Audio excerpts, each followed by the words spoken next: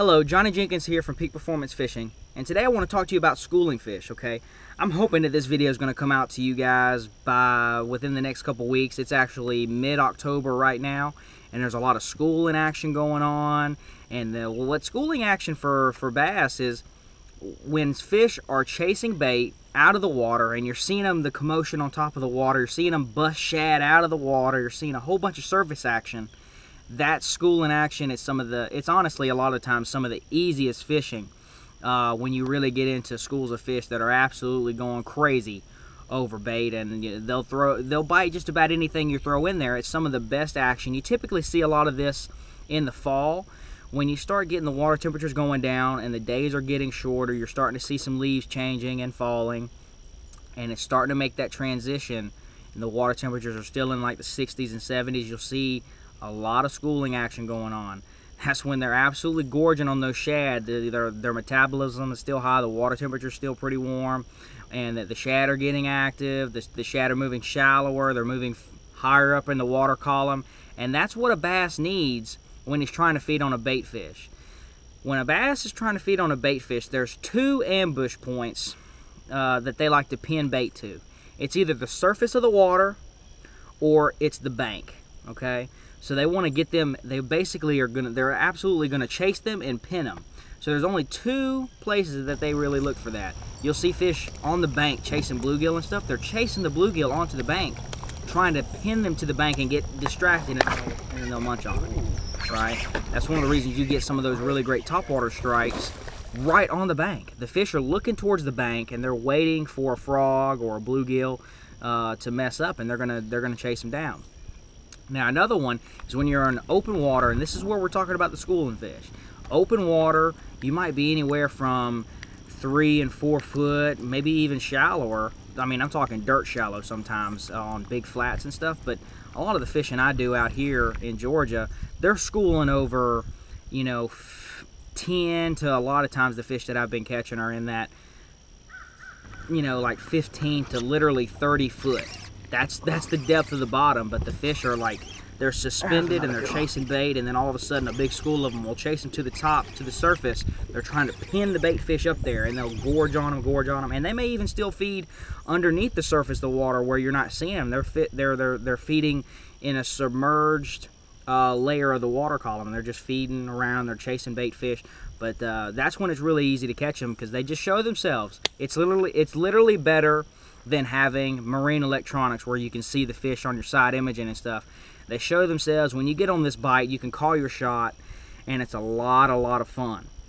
First, I want to get into a big misconception, and I used to struggle with this too when I first started out, not knowing what a bass sounds like. And it's going to be kind of hard for me to describe personally. There's probably someone out there that can describe it better than me, what a bass sounds like versus like a gar or a turtle, or maybe a bluegill popping on top of the surface. Like there was a bluegill right there actually that popped on the surface, or maybe some shad flickering on top and jumping. When you get out there and you start fishing, notice these differences, that they make different sounds. You'll learn to pick that up, and over time you'll learn what might be a striper, or what's a bass, what might be a small bass, or whatever it is. It was giant. You'll start picking up on these things. They make different sounds. Start noticing it. Basically for me, if I see something that rolls, it just comes up top of the surface and you see this little wake, it's typically not a bass for me.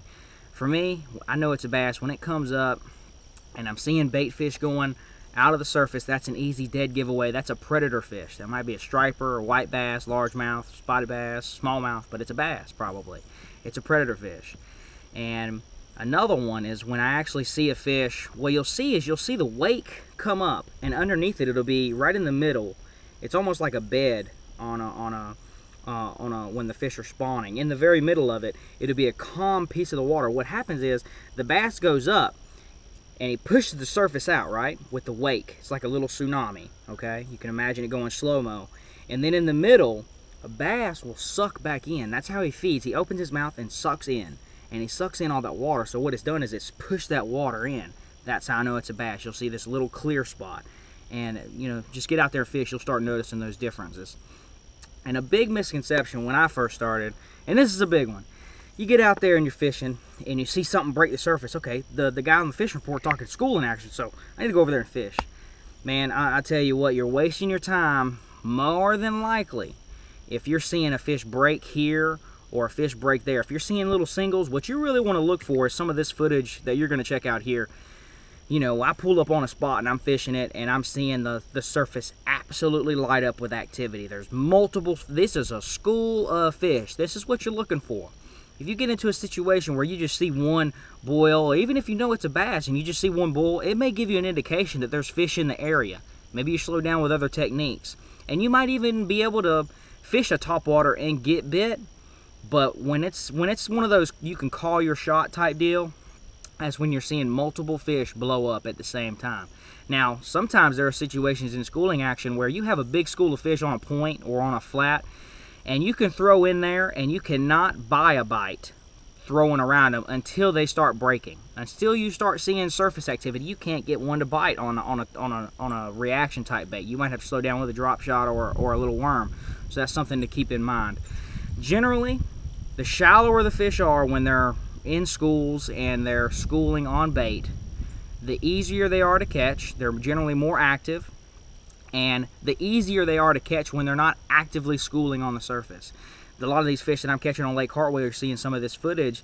These are fish that are over that 15 to 30 foot of water, and they're suspended out there and they're schooling on this bait, and I cannot buy a bite hardly ever, almost exclusively ever, unless they're jumping on the surface. So I have to pull some trickery into getting some of these fish to strike. So if you want to check out one really exclusive hot tip that's going to help you catch more schooling fish this fall, you definitely want to check on this other video that's going to be titled something along the major trick. I got a really awesome trick that's going to help you get these schools of fish activated into biting, and they're going to start schooling on the surface. Then you can easily catch them.